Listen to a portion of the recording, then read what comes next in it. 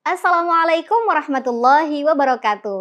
Halo sahabat Al-Quran, jumpa lagi dalam program Mesra mengenal surah Al-Quran selama Ramadan. Di hari ke-6 ini kita akan berkenalan dengan surah Al-An'am.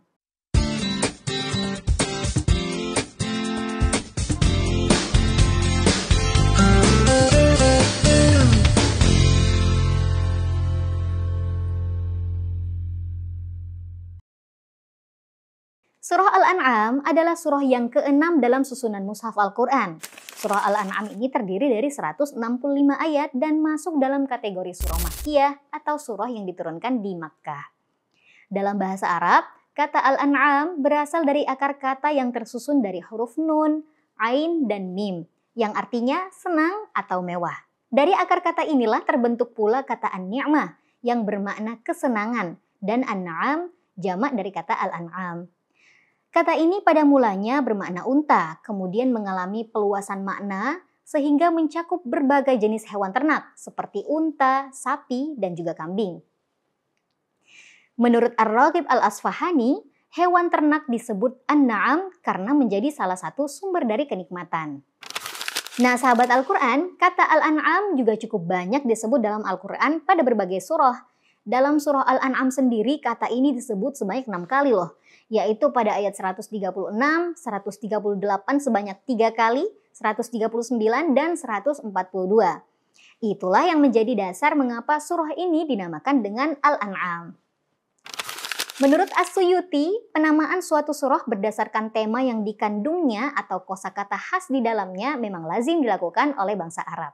Penyebutan kata Al-An'am dalam surah ini juga terkait dengan pembahasan hukum-hukum seputar hewan ternak, termasuk pembahasan tentang hubungan hewan ternak dengan adat istiadat dan kepercayaan masyarakat jahiliyah, di mana dalam tradisi masyarakat jahiliyah, penghalalan atau pengharaman hewan ternak didasarkan pada keinginan dan tradisi kuno mereka.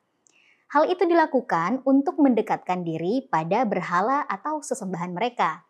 Maka surah ini turun untuk menolak tradisi tersebut. Nama Al-An'am sendiri termasuk nama surah yang ditetapkan berdasarkan sabda Nabi Shallallahu Alaihi Wasallam atau bersifat tauqifi. Sebagaimana disebutkan dalam hadis Nabi Shallallahu Alaihi Wasallam, An Anas bin Malik qala Rasulullah Shallallahu Alaihi Wasallam nazalat suratul An'am wa ma'aha kaukabatum minal malaikah tasuddu ma bainal khafiqaini ila akhiril hadis. Anas bin Malik berkata, Rasulullah Shallallahu Alaihi Wasallam bersabda, surah Al-An'am turun diiringi oleh arak-arakan malaikat yang jumlahnya memenuhi timur dan barat. Hadis riwayat At-Tabrani. Selanjutnya, nama Al-An'am juga tercatat banyak diucapkan oleh para sahabat. Salah satunya perkataan Sayyidina Umar radhiyallahu anhu. An Umar qala, Al-An'am min nawajibil Qur'an.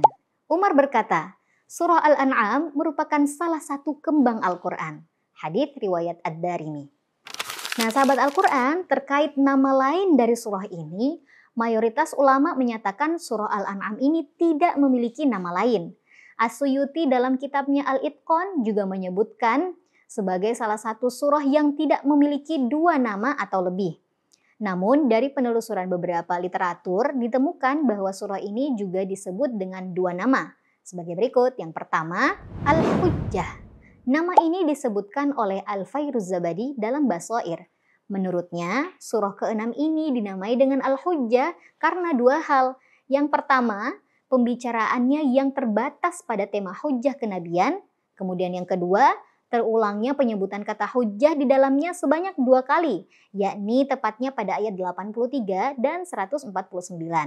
Kemudian yang kedua, As-surah allati tudhkaru fiha al-an'am. Nama ini digunakan oleh Ibnu Al-Ambari dalam kitabnya Idahul Waqfi wal Ibtida. Yang jelas, nama ini juga bersifat ijtihadi karena tidak didukung oleh riwayat dari Nabi Shallallahu Alaihi Wasallam maupun para sahabat.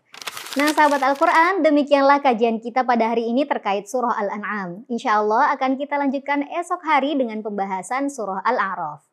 Sampai jumpa lagi dalam satu hari mengenal satu surah, satu langkah lebih dekat dengan Al-Quran. Wassalamualaikum warahmatullahi wabarakatuh.